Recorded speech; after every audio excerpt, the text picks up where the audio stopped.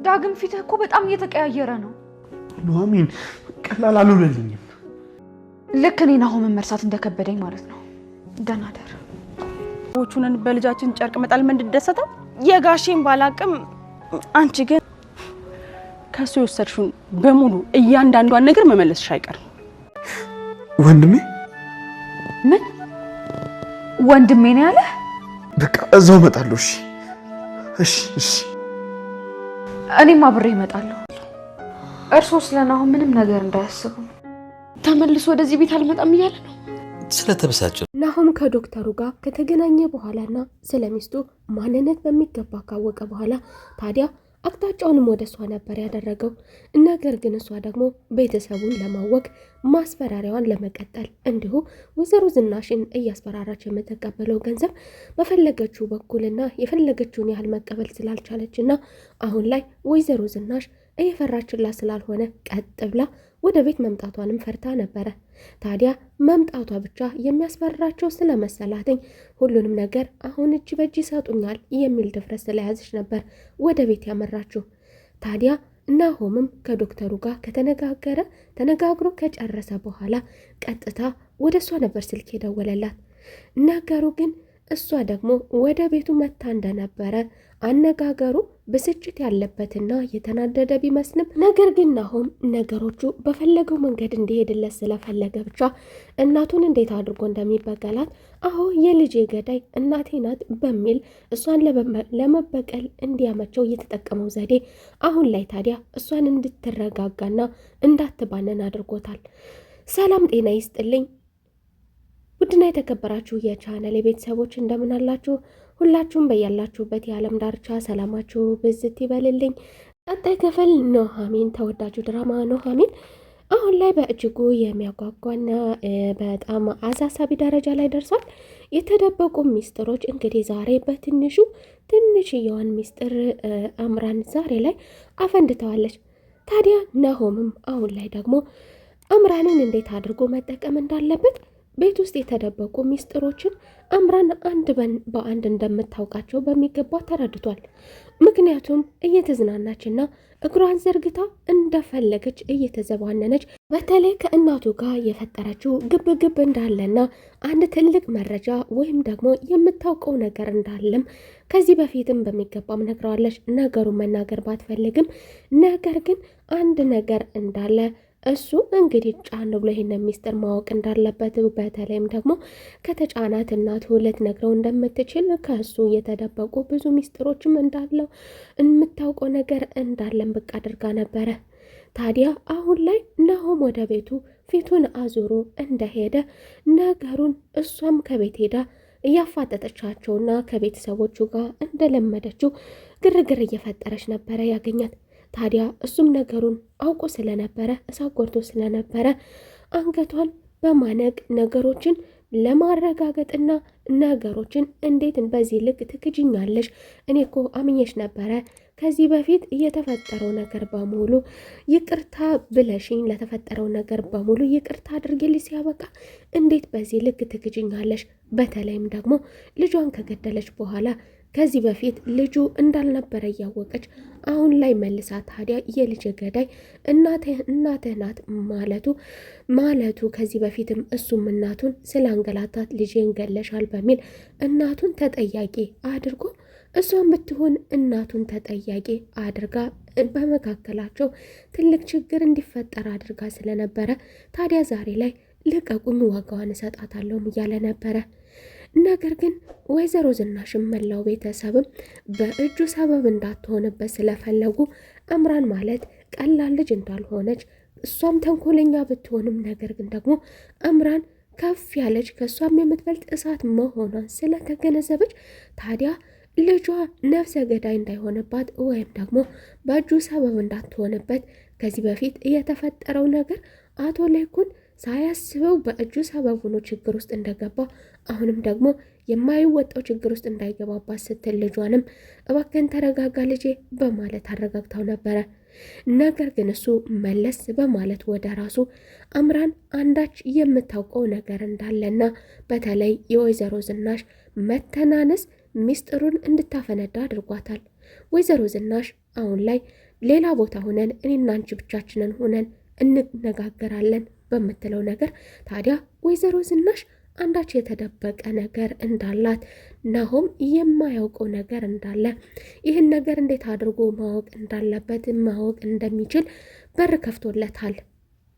ታዲያ ናሆምም ወዲያው እንዴት አድርጎ እች ልጅ መጠቀም እንዳለበት ስለተገነዘበ እንዴት አድርጌ ይቅር እንደምልሽ እኔ ያውቃለሁ፣ ሁሉንም ነገር የምትነግሪኝ ከሆነ ይቅር እልሻለሁ፣ እውነታውን ንገሪኝ፣ ምንድነው የተደበቀው ሚስጥር? እኔ የማላውቀው ሚስጥር እንግዲህ ምንድነው በማለት አምራን የጥቅም ሰው መሆኗል። እናም ደግሞ ከዚህ በኋላ እሷ እንደተጠቀመችበት እሱም እንግዲህ ከዚህ በኋላ እንደተጠቀመችበት ብቻ አውቁ ዝም ብሎ ማባረር ብቻ ሳይሆን ይህች ልጅ ብዙ የምታውቃቸው እሱ ብዙ የማያውቃቸው የተደበቁ ማንነቶችን ይህች ልጅ ያለ አንድ ነገር እንደዚህ እንዳልነቀነችና እንደዚህ እንዳልተዘባነነች ስለተገነዘበ ታዲያ አምራን ትጠቅመኛለች በማለት እንግዲህ ይቅር እልሻለሁ ነገሩን ከነገርሽኝ በማለት ትንሽዬዋን ሚስጥር ቦም እንደታደርግለትና አሁን ላይ ይቺ ትንሽዬዋ ሚስጥር ስብርብር እንዳደረገችው እንግዲህ ዛሬ ላይ በአንዴ ሁለት ሚስጥር አፈንድታለታለች። እሱ የልጁ ሐዘን ልጁ እንደሞተበት አሁን ላይ ማወቁ ብቻ ሳይሆን ልጁን እናቱ አለመግደሏ በሌላ በኩል አስደስቶታል። ነገር ግን ደግሞ አምራን ልጁን ገላ እናቴ ናት በማለቷ ዛሬ ላይ እንዲጸጽተው የሚያደርገውን ነገር ዛሬ ላይ የሚብሰለሰልበትን ነገር እናቱን ትላንት ያስቀየማትን ነገር ዛሬ ላይ አሁን ላይ ደግሞ እናቱን ነጻ በመሆኗ የተደሰተ ቢሆንም ያን ነገር እሱ የበደላትን በደል የልጄ ነፍሰ ገዳይ በማለት አምራን እንዲያሰቃያት ስላደረገችው እሱ የሚያሰቃየውን ነገር ለእናቱ ይህ የማይገባት መሆን ተገንዝቦ ጸጸት ላይ ነበረ። ታዲያ ይህም ሳይበቃት ደግሞ አስከትላ እናቱ ንጹሕ እንዳልሆነችና ዳግም ትክክለኛ ወንድሙ መሆኑን ነግራውም አሳብደዋለች። ታዲያ ናሆምን ይህ ነገር እንዴት ሊያሳብደው ቻለ? እንግዲህ የሁለቱ ነገር ሊያሳብደው የቻለበት ምክንያት ናሆም እንግዲህ ከዚህ በፊት እንደሚታወቀው መቆሚያ መቀመጫ አሳጥቶት ነበር ዳግም ለሚደረግለት ነገር በሙሉ ዳግም አብሮት ምግብ ለበላ ሁሉ ለምን ይህ ልጅ ማን ነው? ለምንድን ነው ከኔ እኩል የሚታየው? የሚል ቅናት የሚታይበት ነበረ። ታዲያ መደብደቡ፣ የተለያዩ ነገሮች ከስራ ማባረሩ እንግዲህ እሱ ኃላፊነት ተሰጥቶት ብዙ ነገር ማድረግ በመቻሉ ታዲያ ከቤትም እስከ ማባረር ከነ አባቱ በተለይም እንግዲህ አባቱን ዛሬ ላይ በህይወት አጥቶት አንገቱን ደፍቶ ባለበት ሰዓት እሱ ደግሞ አባቱ በህይወት እያለ ውጡልኝ ከቤቴ ውጡልኝ ከቢሮ ከሁሉም ነገር ይህ ወንጀለኛ አባትህ እያለ አባቱን በእጅጉ እንደሚወደው እያወቀ ነገር ግን ያን ያህል አባቱን ማንቋሻሹ በዛ ላይ ደግሞ ወንድሙ ሆኖ ይህንን ነገር አለማወቁ ሳያውቅ ያደረጋቸው ብዙ ነገሮች ዛሬ ላይ አንገቱን እንዲደፋ አድርገውታል። ታዲያ ይህን ነገር ደግሞ ሁላቸውም ማወቃቸው ወይዘሮ ዝናሽ ይህን ነገር መደበቋ ብቻ ሳይሆን አባቱ ለምን አንገቱ እንደደፋ አባቱ ራሱን ጥሏል በመባል ማህበረሰቡ እንዲነጋገርበት የመሆኑ ሚስጥር ታዲያ ይህ ይሆን እንዴ? ለምን አልነገራችሁኝም?